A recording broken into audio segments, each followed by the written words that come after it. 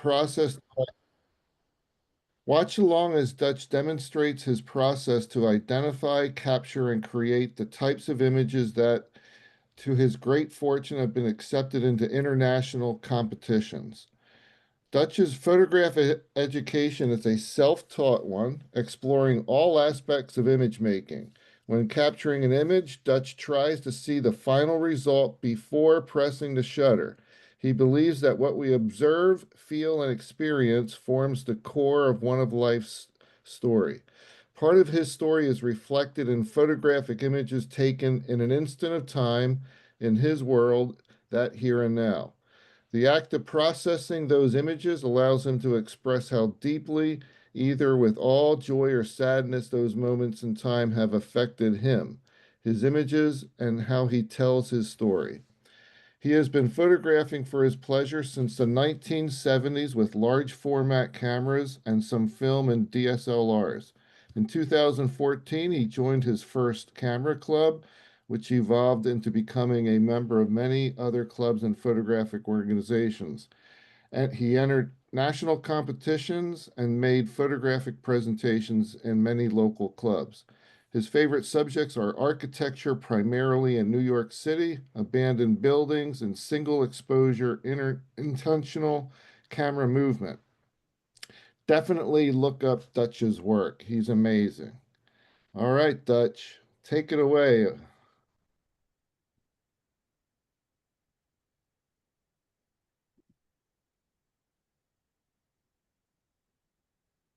Okay, can you hear me?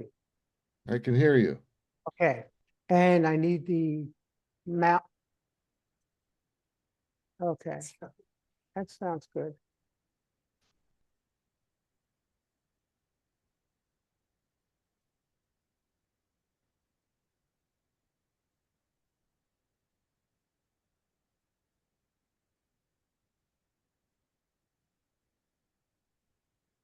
That's all up there? Okay, good. Hello, Berks Photographic Society. Nice to be here again. It's been quite a while. I've been through several adventures since then, the last time I was here. We won't get into that too much, but I'd like to present tonight my thoughts on architectural photography. I know, was it last year we had a little workshop where we went up to New York and photographed with some of you that are here and probably on Zoom back there, but it was a lot of fun. So I want to start off with the boring aspects first on all the text, and then we'll get into some images and explanations, and feel free to ask questions and we'll go from there. I did bring in some images to share.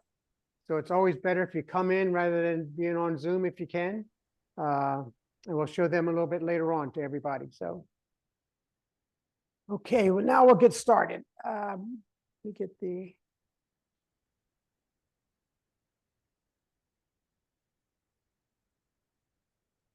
Okay. What we're going to talk a little bit about is the equipment and locating spots. We'll do a couple of Google walks that I'll demonstrate in here. Identifying particular buildings that have some significance through history or being famous.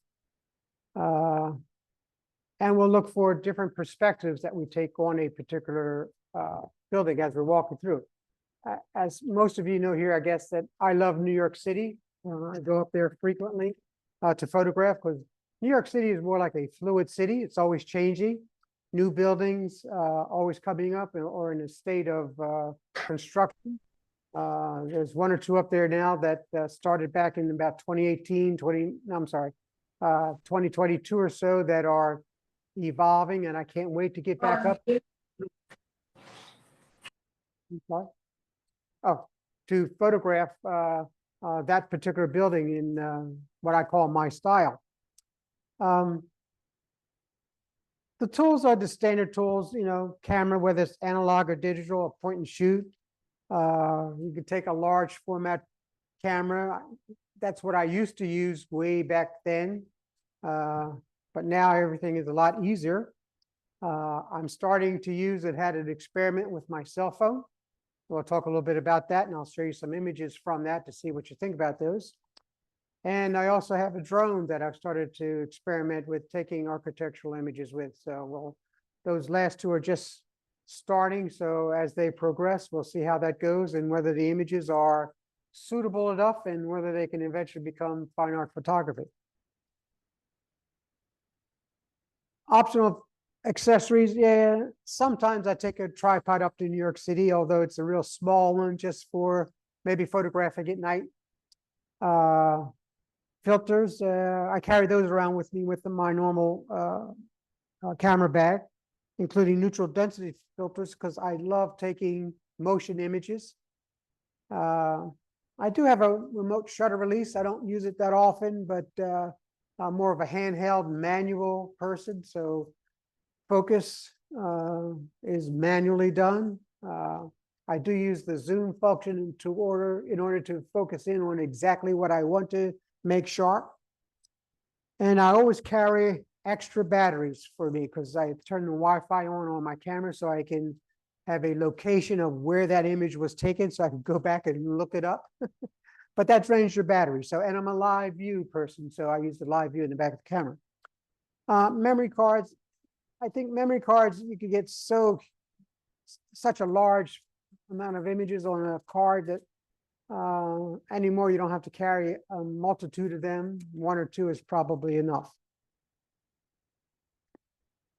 The preparations, and I'm not going to go through this, but these are the things I do go through in order to figure out, do I have enough or have I prepared enough to go on a trip up to New York? So I review the list before I go up because I have intent on photographing the buildings that are evolving up there. So yes, you need to, in particular, carry enough cash or credit card with you.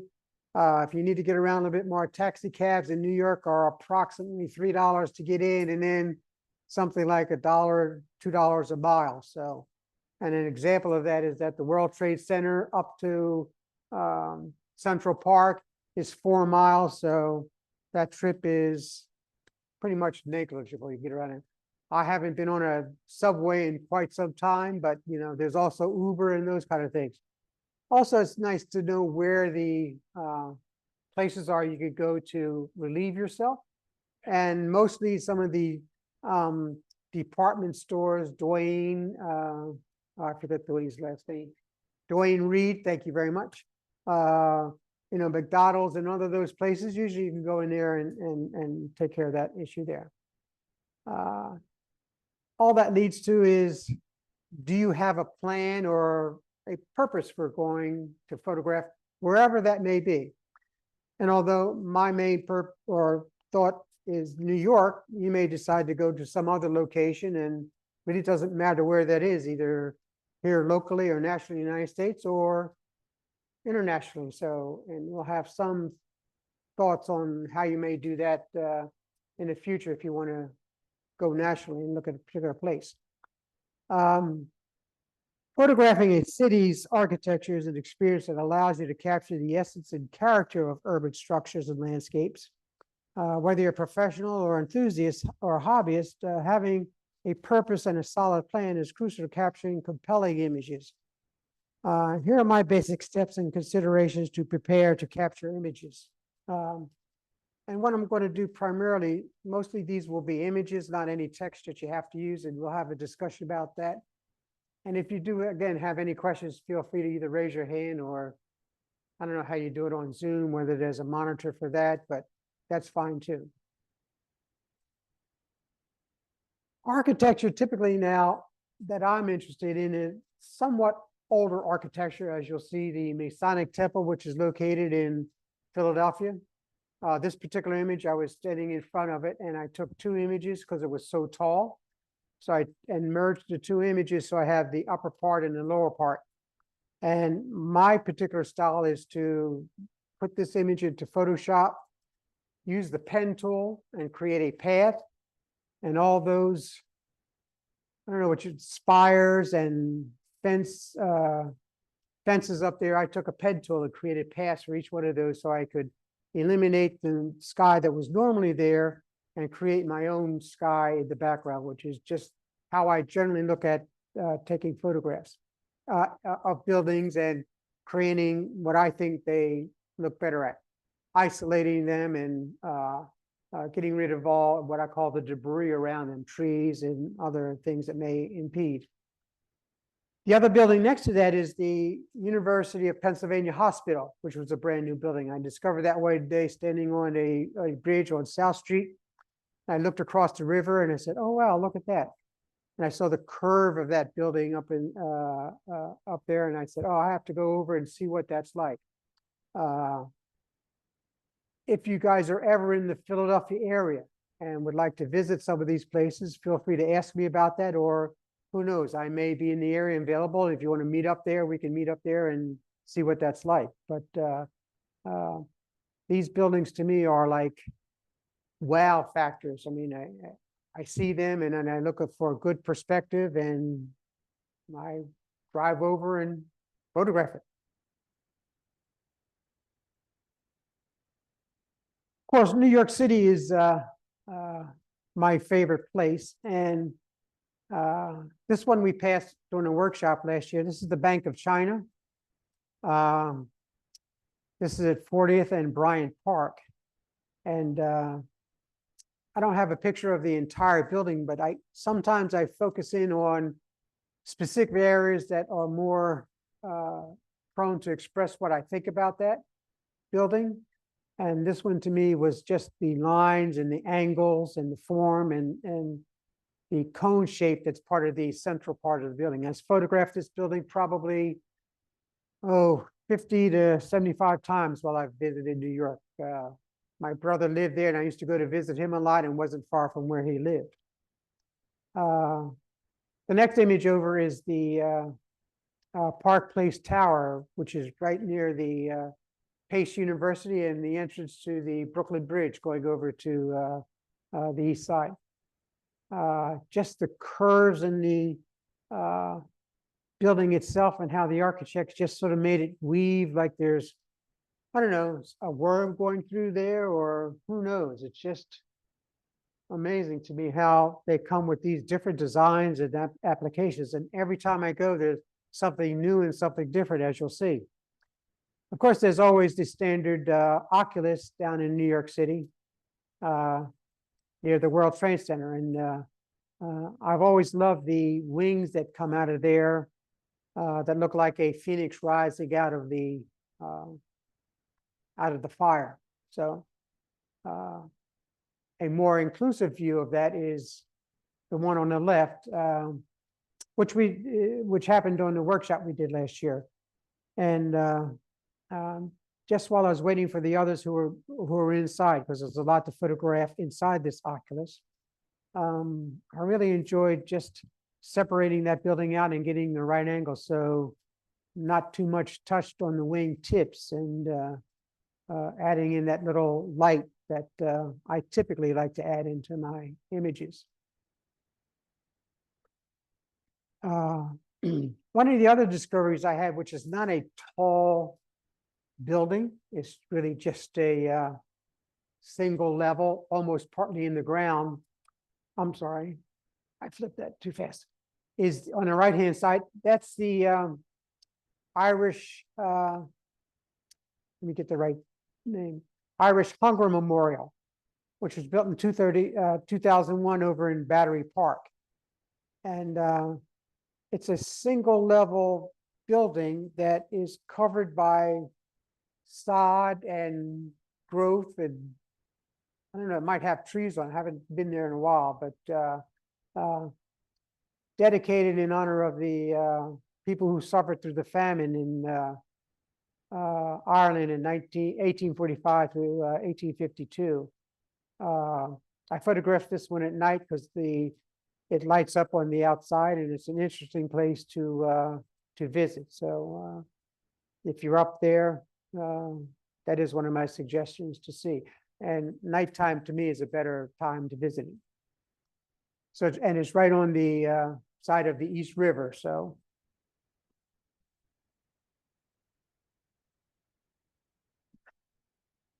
As you'll see, I also do color images on occasion. The World Trade Center is obviously the one on the left. It's just one that you sort of always see from different angles, and it's always the lines and the angles and the reflections that are always in that building. Further up the city towards Rockefeller Center, the Gemological Institute of America building, which is the one in the center. I love those rectangular shapes with sort of vertical, I don't know, diamonds and other rectangulars that are pointed on each end. And this is on 47th Street, right off of 6th Avenue. And I first noticed this building is that my brother lived in a 5-story walk-up on 48th Street, and from his rooftop, I could see this building over there. So I put that on my list as one I just had to go over and discover, where is that building? How can I photograph that? This one, I think, as old as it is, was probably photographed from my brother's rooftop there. The next image over, I really don't remember where that one is. I'm sure it's up in New York, but I can't describe what that is. But there's always a mixture of buildings that are squeezed next to each other. The glass front on the part of the right-hand side, which is a little sort of rounded, and the square on the left-hand side, rectangular, and in between looks like a brick building that goes up. So there's always a mix of buildings in New York City there.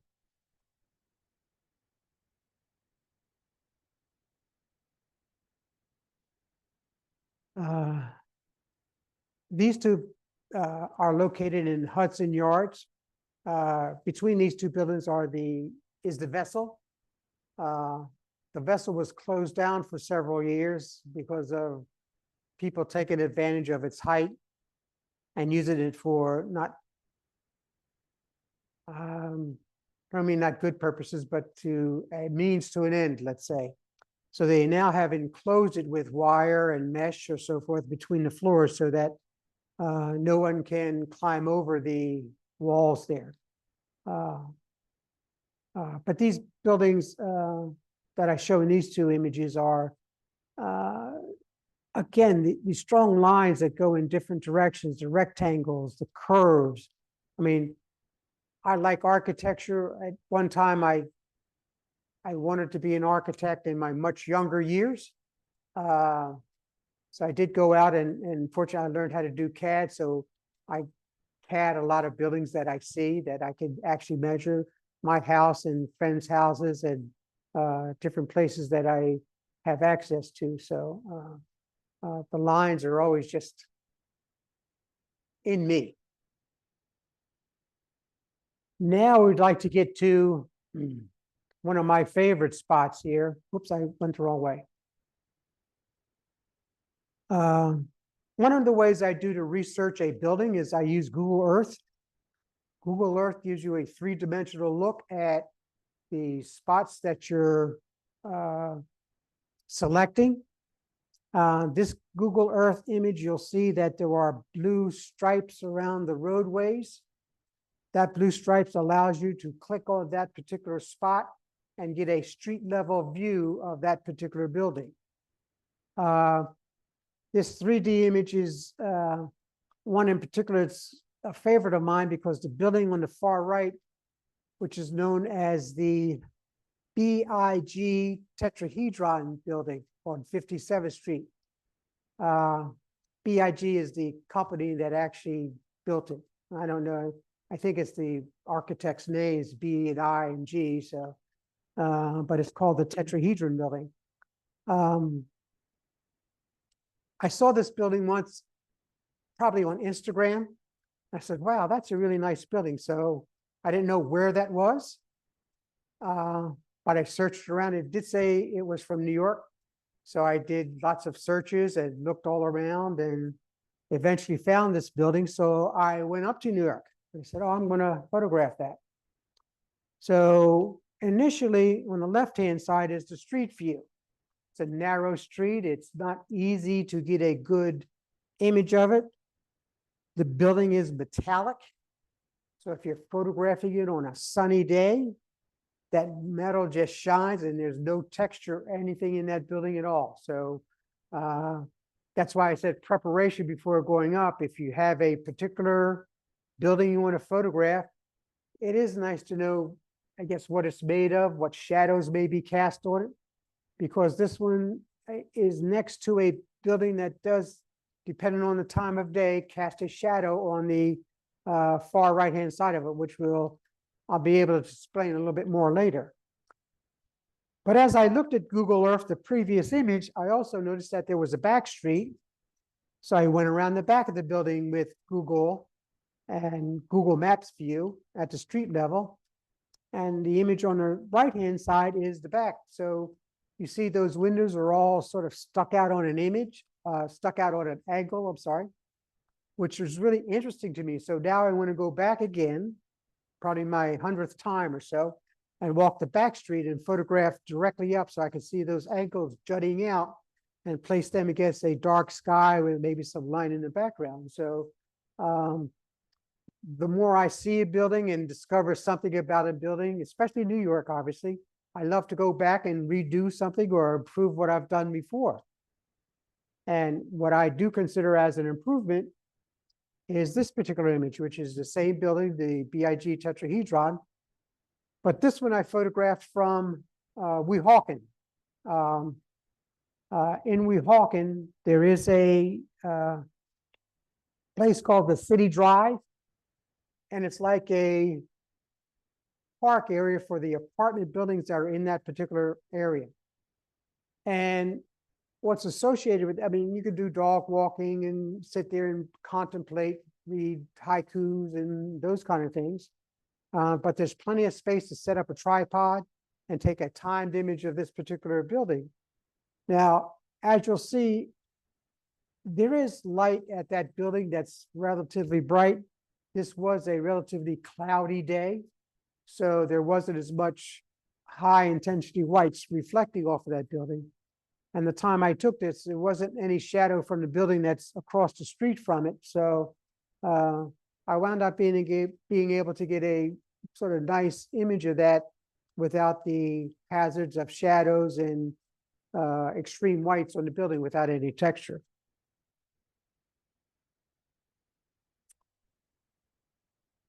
So every year, before I go to the next slide, every year up in New York City, they have something called the iPad, AIPAD,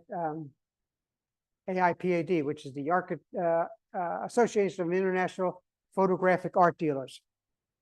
Oh, sometimes as many as 80 art dealers from around the world come up to the Armory, which is on Fifth Avenue, and I'm sorry, Park Avenue.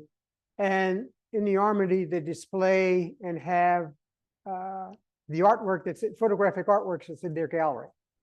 So I go up every year to see what's new, what other art galleries are showing. I enter a lot of competitions, but what they show is typically not what we enter in competitions. They have more, not off the wall, but edgy artwork that's there. They do also have the older artwork from Edward Weston and Ansel Adams that they have several images that you can't pick them up and hold them, but they are available to take a look at. And I've seen Edward Weston images and Emma Jean Cunningham images that, you know, you see in books, but looking at an image in a book or on a monitor is not like going and seeing that print either up on the wall or laid out in front of you so you can actually see that image. Now, those typical images up there, they're all selling, I don't know, I guess the cheapest one is like $2,000 all the way up to $100 and some odd $1,000 that they're selling all these images for. But you can talk with the art dealers and get a sense of why they may pick some images, but it is a very nice experience. Now, it happens in April every year. So it is a nice place to go up and just see what's new and what may give you some inspiration, because every time I go up there, I get inspired by something else. And one of the images a couple of the images I was inspired about were images that were approximately 5 foot by 9 foot wide that were woven, that this person must have taken years to take several images, cut them in strips about a half an inch long, and weave them together and create a photographic final print to put up on the wall. The images that were selected, and typically it's at least 2, but could be more, are woven so that you get a sense of what could have been, what may be, and what your imagination may produce. So they also go to the, I don't mean extreme, but to the extent of some of them take the weaving and take it out of the picture itself and put it onto the matte frame and make it a little more three-dimensional. Now, one of my friends entered the competition that's downstairs named John Stritcher, and he has 2 images that he's started weaving images together. So if you're downstairs looking at the artwork downstairs, I haven't seen it myself yet, but he has 2 images down there. But if you'd rather see some other images more closely, if you ever get a chance to go to Gallery 14 in Hopewell, New Jersey, which I may represent, I'm a member there. I'm actually the president also, but John Stritcher and I both currently have an exhibition showing there. And he has all 20 of his images as woven images that he put together, pretty much of trees, and that's his main focus here. But it's interesting to see how he decided to take 2 images or 1 image, print it twice, and weave it together. So Gallery 14, Hopewell, New Jersey, anytime. We're open on the weekends. What I did with my images, though, I took some cell phone images that I thought would be an interesting challenge. So is a cell phone capable of making a high quality image that you can put up in an art gallery? So while I was in New York, or the trip up to see the iPad up at the Armory, I decided not to take a camera. I only took my cell phone. So I'm an Android user. I have a Samsung A24. I set it for RAW or DNG images plus JPEG. I have a choice of 12, 25, or 50 meg for image size. And it's all, I can use it in a manual, so I could set the, not the aperture is pretty much set, but the ISO and the speed. So I did this, and these next series of images are all that I took up in New York on my walk from Penn Station up to the iPad show at the Armory. So the first one on the left-hand side, and that one I have a print of here that you guys can take a look at, so you can actually see, is it really worth it? And this is my first experiment, so I will do this in the future and see how well it can come along and so forth. So the first one on the side, we were walking up towards the iPad and we saw this building on the left-hand side, and it looked like that there was nothing there behind it. So we had to go and take a look to see, why does that building look like just a pane of windows on the one side? Is it office space, or why would they create something like that? So as we walked around, the image on the right is the same building, but viewed from a different angle. So if you look up at the very top, just at the very tip of it, you can see that's the other side of the angle. So the top of that building is actually in a wedge shape, like the on Fifth Avenue, the Flatiron building. Thank you. Very similar to the Flatiron. So the offices on the corner are narrow and shaped like in a V shape, and they widen out as you go further down the line.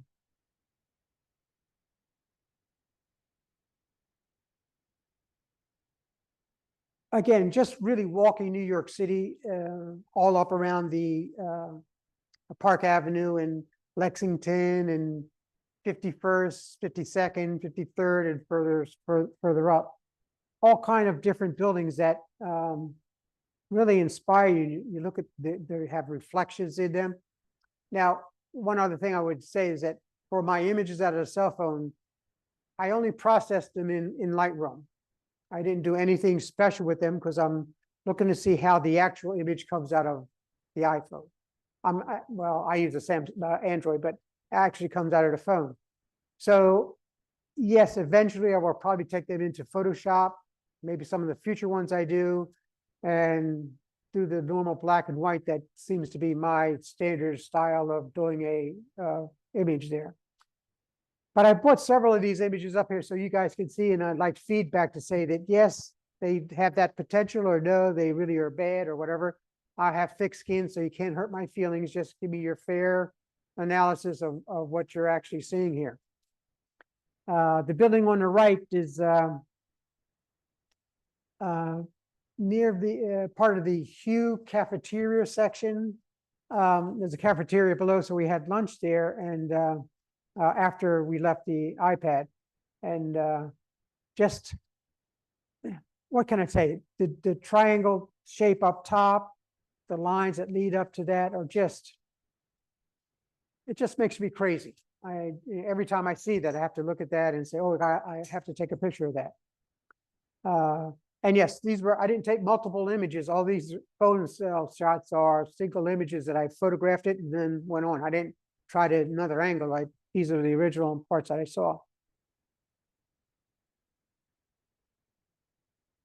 Part of this also was, and I should have probably switched these around, but the one on the left is the library up at right behind Bryant Park at Library Avenue and Fifth Avenue.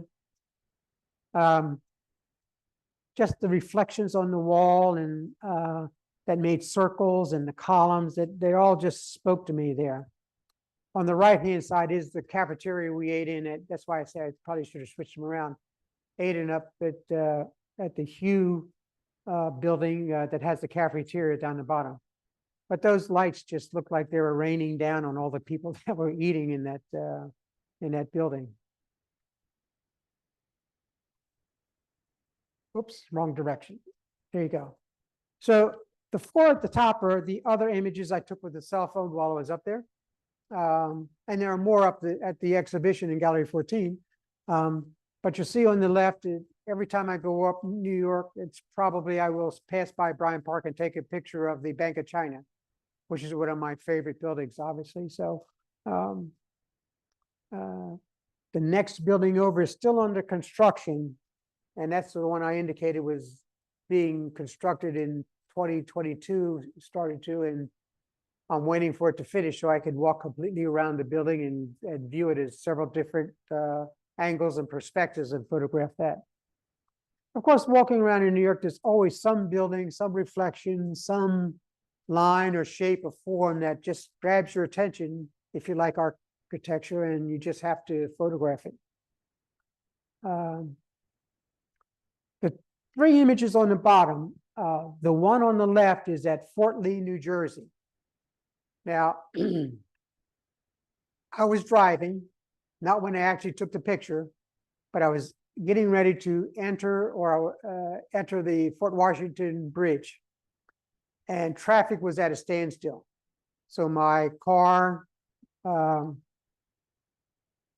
thank you. I need the help, thank you. My car sunroof was open, so I took my cell phone out and stuck it up and got a view and said, oh, that looks pretty good, and I snapped it. So yes, it's on a slight of an angle. So when I took it into Lightroom, which is my processing tool, I did straighten it up. So it does look like maybe I was standing on a rooftop somewhere, but I was actually at street level in a car with the cell phone and just a pop there. And that's located right next to the Barrymore movie complex or movie cinema or something right there. I forget what street that's on, but I could have pulled over and parked, and if traffic was otherwise, but just being there at that one particular time worked out well. The bottom two were just, again, driving, but pulling over to the side and photographing this particular building. That guys were up there cleaning windows, and that sort of excited me. But both of those are the same building, looked at from two different angles. So And Conshohocken, PA is not far from where I live in Duncan Sparks. It's not far from there.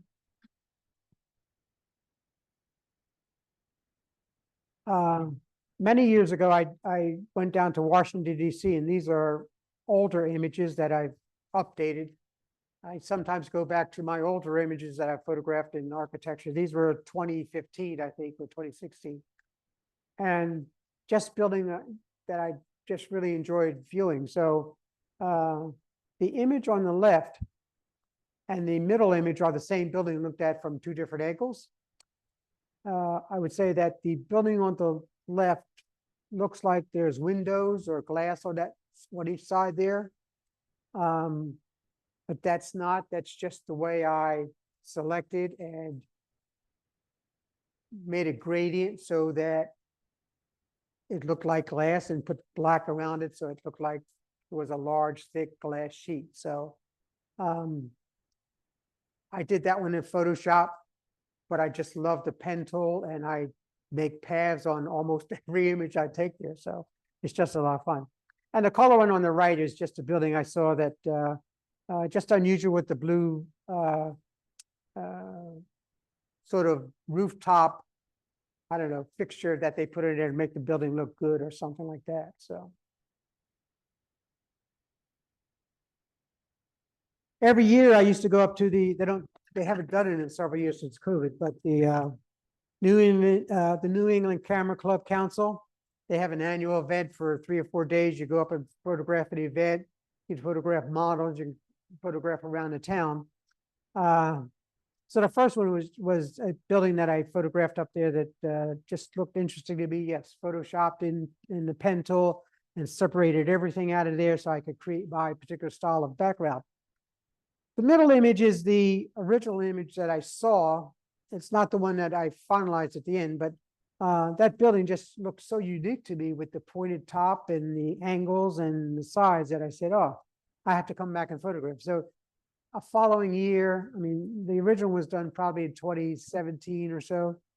I went back in probably 2019 and actually searched and went back to the spot and stood where I needed to stay so I could see the building and the doorways and what needs the doorways in the very center and the bottom. So that became my final vision of that particular image to photograph.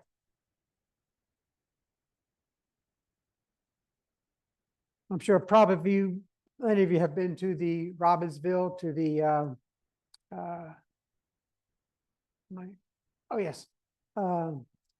to the BAPS Swami Narayan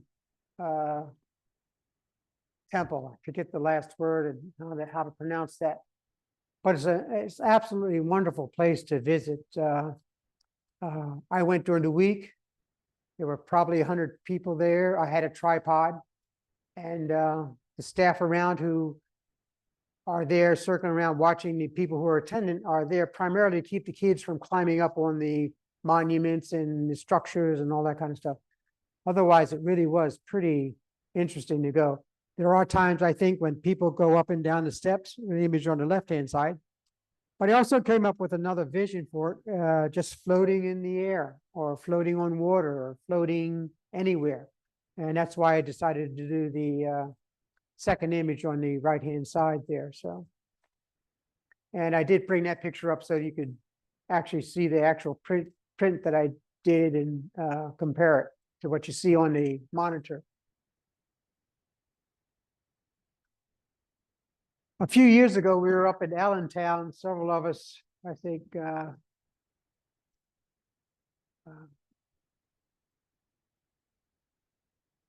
we're in the Lehigh Valley has an annual photographic show. Several of us here were in that show along with others. So while I was at the show, beg pardon? Oh, okay. While I was there, either delivering my image, picking it up, or at the reception, I decided to walk around Allentown, and I saw some structures that just drew my attention: rectangular buildings, pointed peaks, and so forth. So those are the kind of things that I see first, and then I get closer and, geez, how would I put that in some image that resembles what I like to do? So that's one of the ways I approach that particular style of capturing buildings. Also, while I was in Allentown, I was driving around and I passed this particular building on the left, which is the St. George Orthodox Church. This was a Sunday, I think. So it had a large parking lot and I saw some people there. So I pulled in the parking lot and I said, "Jesus, is it all right if I take a picture of this church?" So the person there said, "I don't know. The pastor's inside or the priest. You can go in." And so I went in and he was there and I talked with him for a little bit. He said, "Oh yeah, not a big problem at all." So I walked around the building and looked at it, and obviously there are trees around this building and bushes and signage and those kind of things and street lights and fire hydrants. So yes, in order to get rid of the debris, as we shall say, I do take it into Photoshop and I use that pen tool and I extract every piece of that building that I want to be separated. Sometimes I have to do it several times for individual pieces. But as you'll see, going around the upper structure where the cross and the ironwork is, that is actually separating that cross out, not with a pen tool, just. And if you're familiar with the pen tool, you start at one spot, draw a straight line and click and click and click all around. You save that as a path, and then you go back and you actually moderate it. You make curves and twists and turns. And for these kind of things, I have to enlarge that image so much, I'm almost down to the pixel level where I'm adjusting a line in order to make it to follow. So I cut out exactly what I want to be selected, etc. So, and on the right side is, it's a parking lot. But when I looked at it from the street, yeah, there was telephone poles and street lights in front of it and signage on the building. But again, I just took all of that out and just focused in on that. I love the boldness of that darker section in the front with the windows and sort of the supporting sides of that building where the parking levels are. And to eliminate the cars that might be visible there, yes, I took my pen tool and I segregated out each one of those windows as a separate section that I pulled out. So yes, oh yes, they all are. I mean, when I look, all my images are fantasies. It's how it is and how I think it should be or could be or whatever. So yes. And down near my hometown, I'm a Philadelphia boy, but there are buildings down there that I've seen and come across and like to photograph. New buildings go up every now and then in Philadelphia. It's somewhat similar to New York, but not as expansive and not as grandiose. So I do go down. We did the workshop last year with you guys, and we did stop at the museum, but we didn't stop at the Philadelphia proper. We went down the Garden State Park. The Parkway. But going to Philadelphia, if you guys feel like it sometime, I'm always willing to go. Just email me, let me know there's a group ready to go. We'll meet up, and absolutely. So Reflections in Buildings down on Pennsylvania Avenue is the middle one. And there's, I forget what the name of that, it's a church off of the Parkway, and it, St. Peter Paul. Yes, thank you. Boy, you guys are really helpful. I'm glad you're here.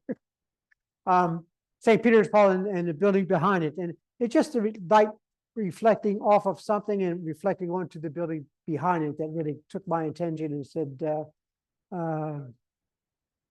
yes, I did not put that in there. Yes, I don't composite or put anything on to add in. I was going to reference the one I did the very beginning, the Masonic Temple. I did that because I wanted to get the whole, as much of that building as I could. So I did an upper shot and had to, yes, straighten that one up. I did a lower shot and had to straighten it up. And then I put those two together just so I could match them up in order to create as much of that building as possible. I would also say that we did a tour, our camera club did a tour of that building. It's open if that's something you guys would like to do at some time. You might put it on your list, but it's $10 per person to get in, and we had a tour.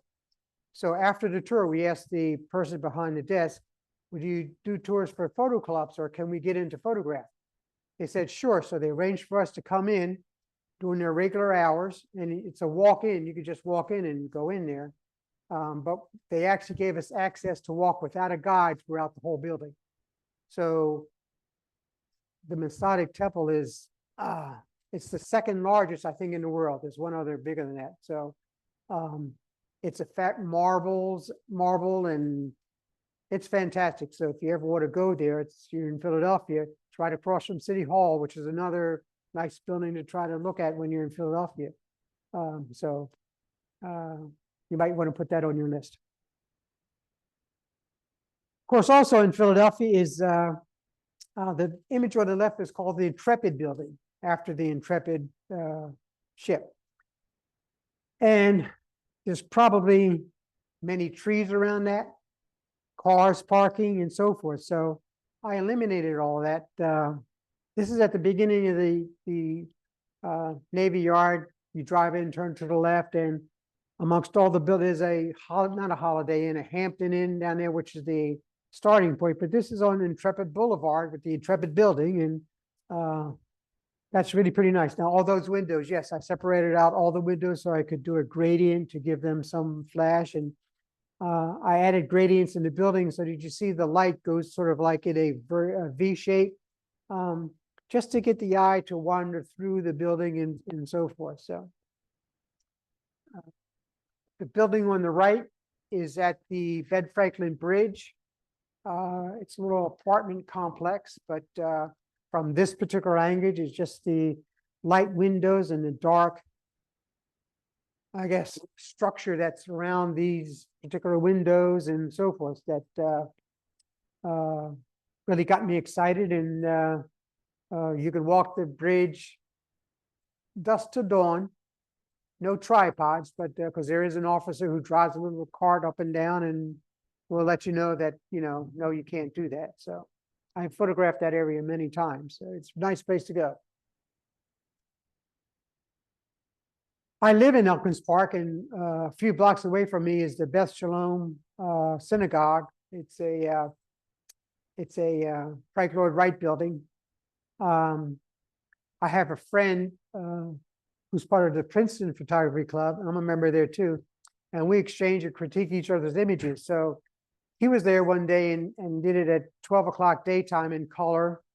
Trees that were there were still in there, and the bushes and all those kind of things. So he sent that to me and inspired me to go back and photograph in my particular style. So I went back, and yes, pen tool and dark background and slightly lit at the very top and so forth. So just in how I like to do that. And as we get near the end here, also in Elkins Park, which is about a block away from me, is this abandoned, well, it's not abandoned anymore. This is the Linwood Hall, not really the estate. It's been around since 1903. A.B. Widener built it or had it built for himself. It's about 110 rooms. It's part of the Abandoned America tours. I've been on it twice so far, although since I only live a block away, I've been there a few more times. I will say these two images are done by a drone. So I'm experimenting doing architecture with drones and seeing if I can get different angles or so forth. As with the cell phones, these are my first attempts at that. I will have to see how this will work out. They also offer tours there. The tours are generally $225, which is 4 hours. They're a little expensive, but 110 rooms. I would say that you get on the second floor, mostly all of those are pretty much the same size, same setting. I mean, they're bedrooms for guests and servants and those kind of things. The interesting part is the first floor where they have the grand ballroom the room that has that used to have all the art in it from around the world. He was a big art collector. The marble floor, the stairways that curve and go up, and it's just a nice place to visit for 4 hours if you'd like to. So this is almost the end. I have a teaser point to throw out. And that teaser point is that we're always looking for places to go. So what I'd like to do, if you guys want to think about it, you would like to do a trip to Harrisburg. That's the Harrisburg capital looking from above. That's with the Google Earth view.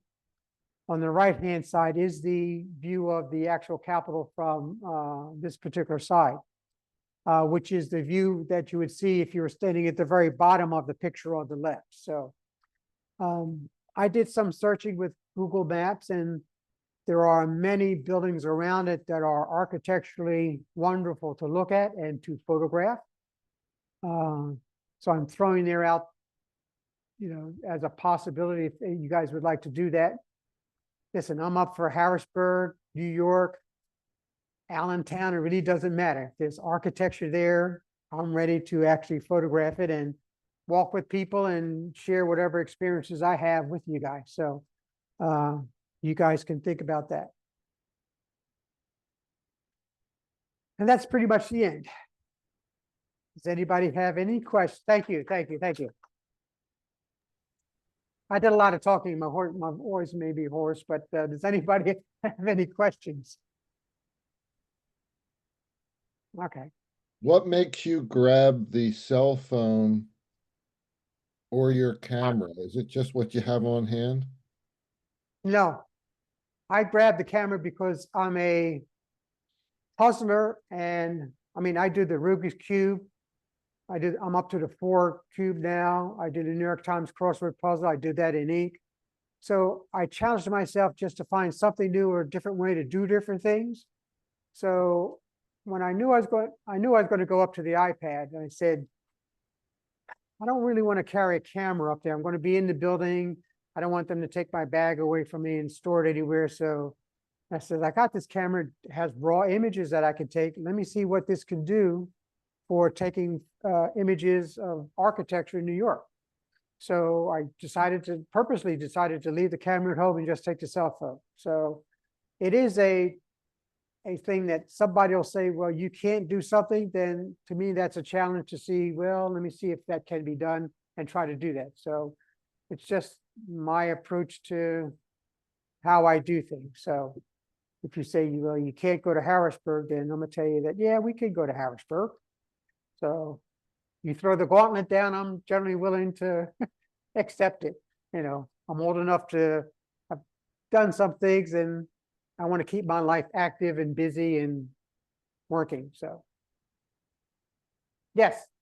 Given your background in large format architectural work, do you have a perspective control lens?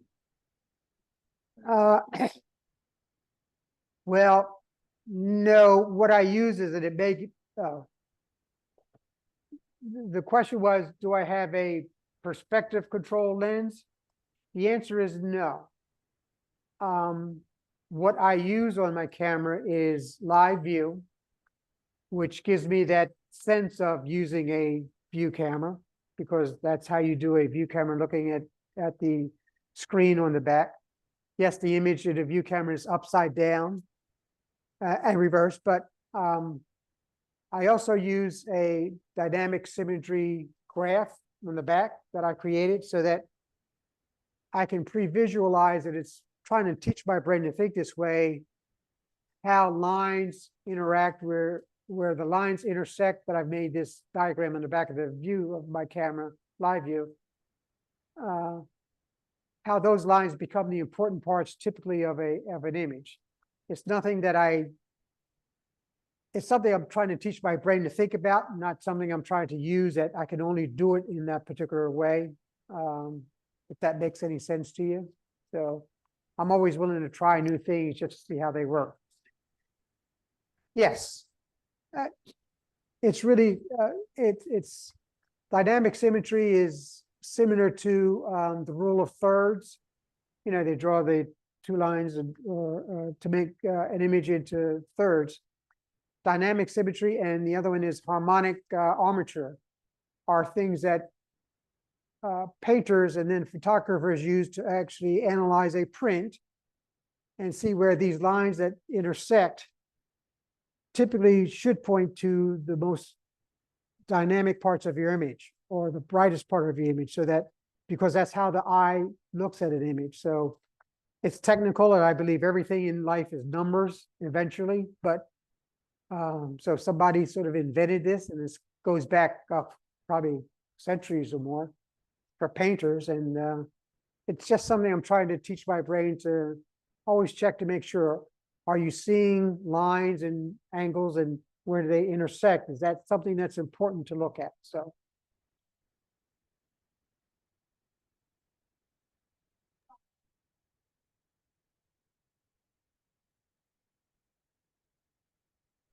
I'm up. Oh, yeah. The question was, do I correct everything that distortion for a big image that's angled when I photograph it? So yes, every image I have to do that. I do that in Lightroom. I do that rarely automatically. I manually do that with the guides. You have 4 options to take a line vertically and horizontally and make them so that the lines that you order that building are absolutely vertical and horizontal, and it's your choice. So you actually decide. Now, yes, when you do that, you lose a lot of image one way or the other. So yes, I try to get far enough back when I photograph a building in order to get enough of it in there. That's part of it, to make sure that when I do straighten it out, I don't have to take, instead of the full image, I can get more than half of it, 3/4 of it. So that I can get the full size that I want, and the size that I want, because I only do 17 by 22 images. I only use Epsom velvet paper. I print my own. So it's sort of part of my Lean Six Sigma training. And Lean Six Sigma is eliminating the minutia or the repetitive things that always happen, is try to make them not part of always having to think about using them or getting rid of them. You sort of make a plan to get rid of them altogether. So my thought process is that when I go out and photograph and take that image and visualize what I want to see the end, all the things that I do to process it are all sort of automatic. I don't have to think about, well, should I or could I or whatever. I've already worked those out in my mind and decided that those things that are going to change, I figured out a way to change them without a whole lot of thought process. I'm really trying to focus on my final image and what I really want to see and what I want to produce in print. So. Did you say you print 17 by 22? Yes. Okay. And you have your own printer. I'm sorry? You have your own printer. Yes, yes. I use an Epson printer. Okay. Yes. Vince.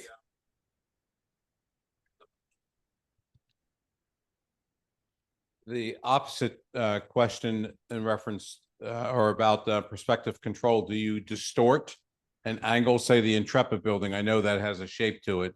Yeah. But do you use free transform and warp your structures at all? No, that's the actual image, or the warp. The building is warped like that. The world, it looks like the bow of a ship. I'm sorry? Yes, the world is warped, but and so is that particular building. So they wanted it to make it look like a ship. So when you stand on the corner and look at that, it's tilted that way. And now my perspective was rather low, so looking up at it like that sort of exaggerates that, making everything, the windows straight and vertical. But yes, that building is, you really take a second look at that building when you look at it. So you're not. No, I don't use any warps or I forget the other thing in Photoshop where you can sort of sponge things over, I guess. I forget what that's called, but no, it's one of the filters. Liquid, yes. I don't use the liquid to make it look like this way or that way.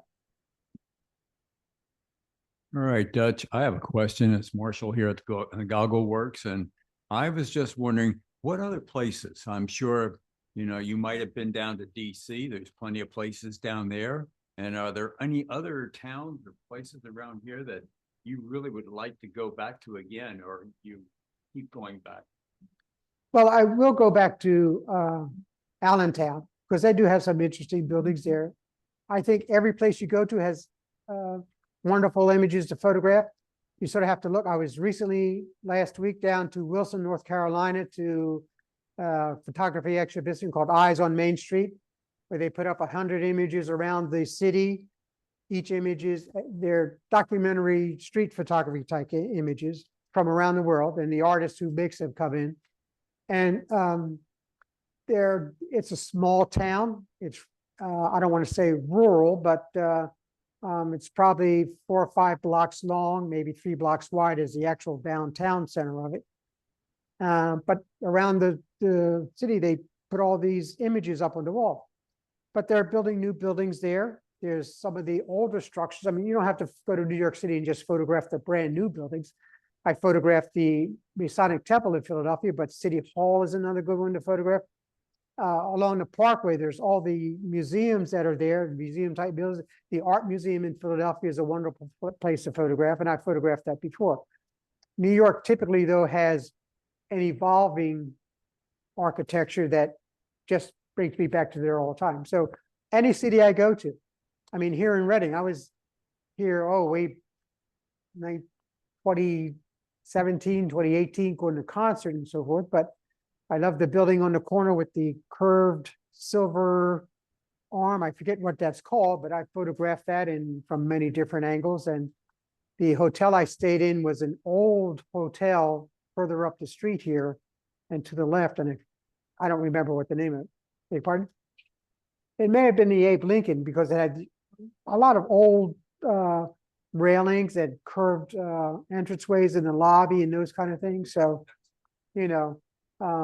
so anywhere I go, I'm looking for any building that has something that draws my attention, and typically that's lines and curves that all intersect and sort of create I don't know, you could say like a prayer motion. I don't know.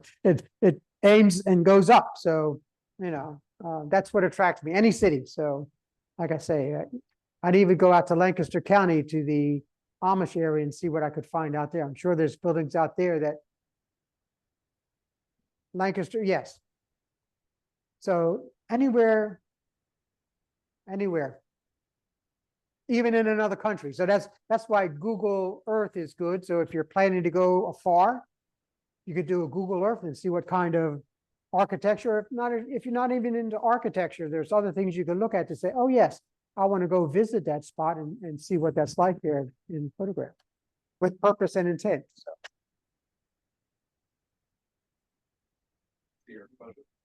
Oh, yes. Yeah. Let's do architectural for Philly. Oh, sure.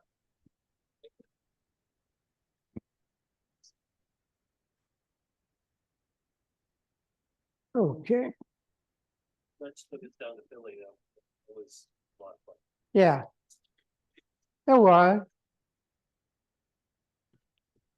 All right, so let me see the first image. This is a cell phone image. So you can get up close to it.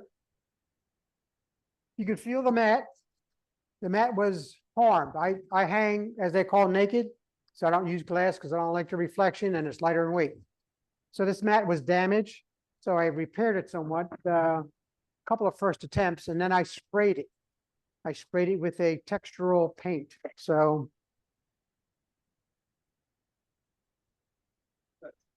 Yeah. It looks almost like just one side to that building. Yes, from the street where we were walking, which I think was Park Avenue, we looked over and this is what we saw. So it wasn't until we walked to the east of Park Avenue on the other side that we were able to see another angle of that particular building. Okay.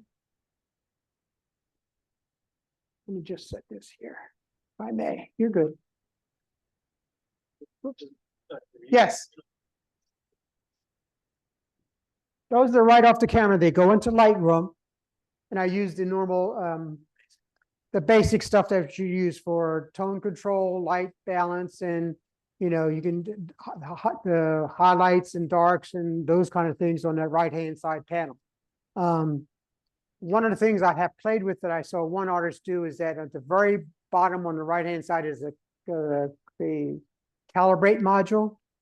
And sometimes, or most of the time anymore, I'm taking that low, very bottom blue toggle and moving that over because that tends to bring out some of those highlights in the image that you don't normally see. It removes or adds blue to that, or I don't know how that works. A lot of times I don't know how it works, but it works for what I see in the very end. So if you go too far, it can make your sky really blue.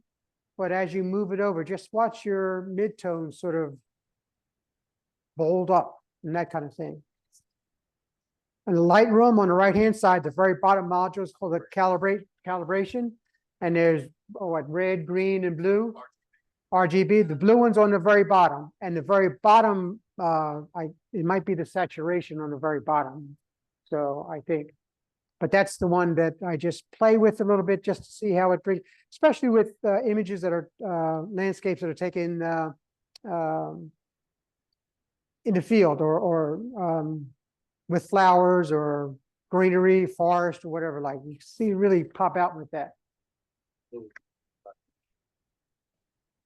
Yeah, I forget where I saw that from. Here's, and you could pass this around, but this is the other picture of. We could take it out too. Okay.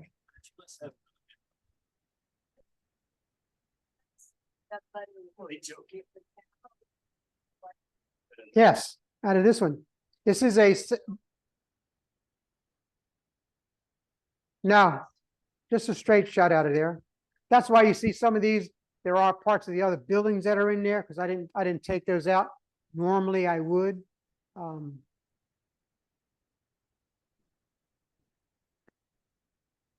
Here's the one I took while I was sitting in the car of the building that's right behind the Barrymore Cinema Theater or something like that, right next to the George Washington Bridge. I'm sorry. Yes, that would be reflecting the clouds or whatever was behind me there. Yes. And you could. Two photographers that I followed, Doug Chenery and Bagley, do a lot of multiple exposures. Doug Chenery and Bagley, there are multiple exposure type photographers, and they You just have both to- have now It's taped in there, but bought Samsung phones, and I don't know which model, to use only for the Samsung camera. They don't use a phone, it's strictly a, they both bought cameras, and those of us who are following, probably half of the people, not me, have bought the Samsung phones to use as a camera, and they feel it's that good.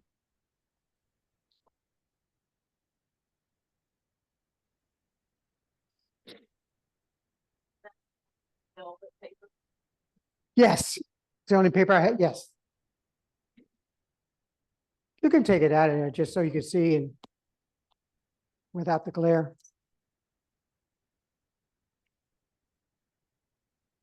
They're stunning. Well, thank you. I think you've answered the question, is it, are they fine art? I think potentially that I think they should become better. I mean, I should become better at my process, but these were just the initial first attempts, so.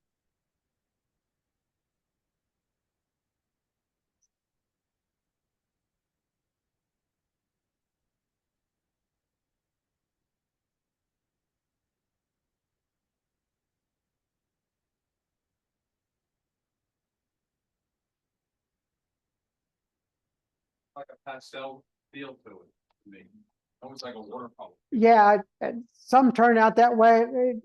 Moving that blue slider tends to do different things depending on what the light is out there and what's reflecting. And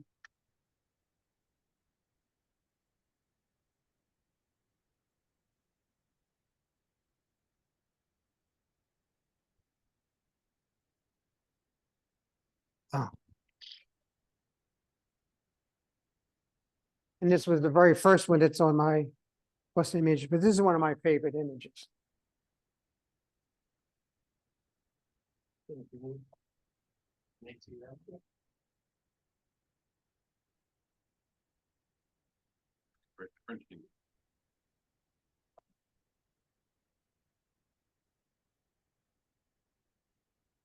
Thank you.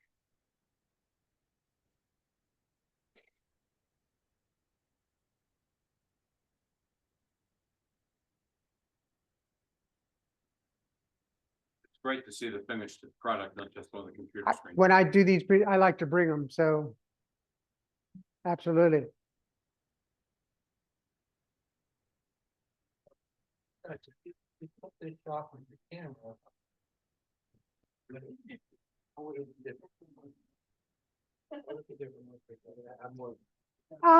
It'd probably be sharper, maybe, but ultimately it'd be the same angle, same everything. Looks a little more watercolor.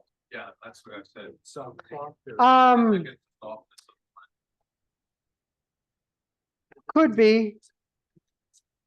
Could be from the cell phone, yeah, could be. Hmm. Yeah, It's, I don't know what the percentage would be, but if you compare this image, or this print from if you compare the Dutch's spectacularly printed cell phone images, to the sensor, I mean, this is probably 5,000 times enlargement compared to if it was with your oh, regular yeah, camera. yeah, It yeah. would probably be 100 times enlargement. Yeah. There's a marked difference, and I think that's adding to the softness, but it's a. This is 24.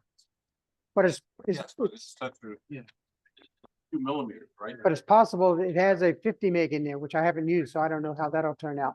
That's another experiment. Yeah, it doesn't matter how many megs you have, if the sensor is minuscule. Yeah, So, I mean, there's a limit that it's gonna start breaking down. That's why I asked Doug if he uses, if he upscales, say with gigapixel, which he hasn't done.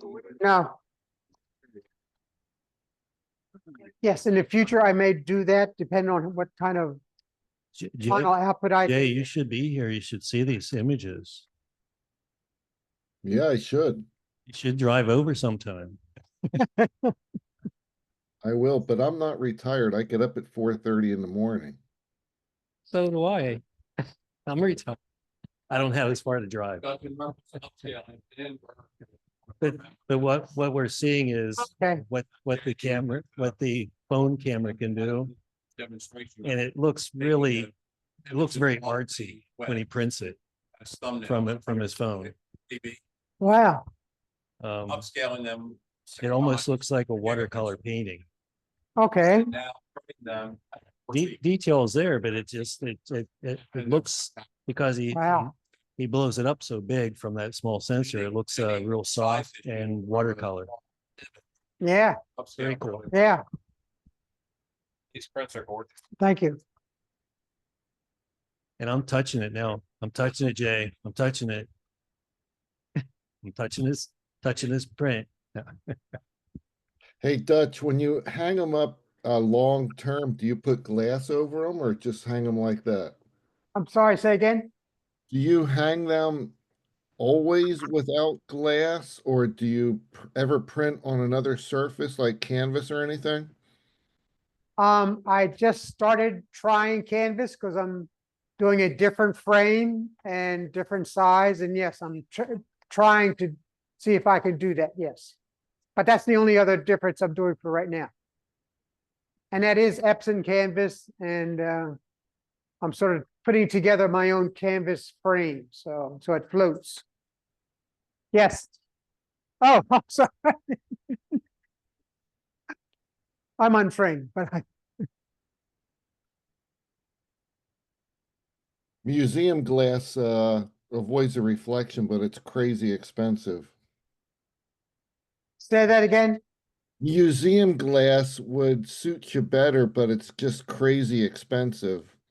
Oh, yes, I just to avoid, because I enter a lot of competitions. I must say I'm fairly successful, so I have to print quite a bit and be able to switch these out. And I have a whole process for taking this image out, putting another image in, and just hanging. So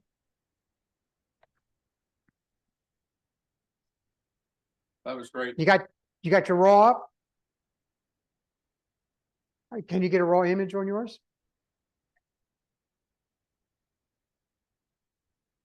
Oh, okay.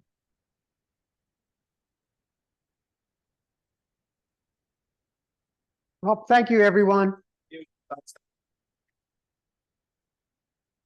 Hey, Dutch, Yes, I guess we'll contact the members about a potential trip coming up, or do you have any dates in mind, or should we talk about that another time? sure, I'm retired. Um, I would say let me just say one other thing as a note.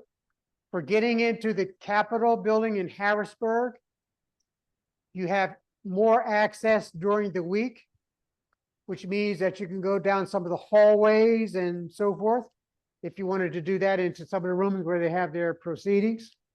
Other than that, you can only get into the main hallway when you first get into the building and outside. So to go anywhere else, you do have to have a tour.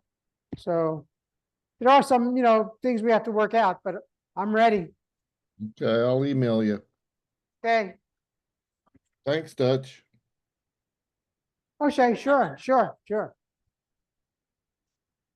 Gotcha.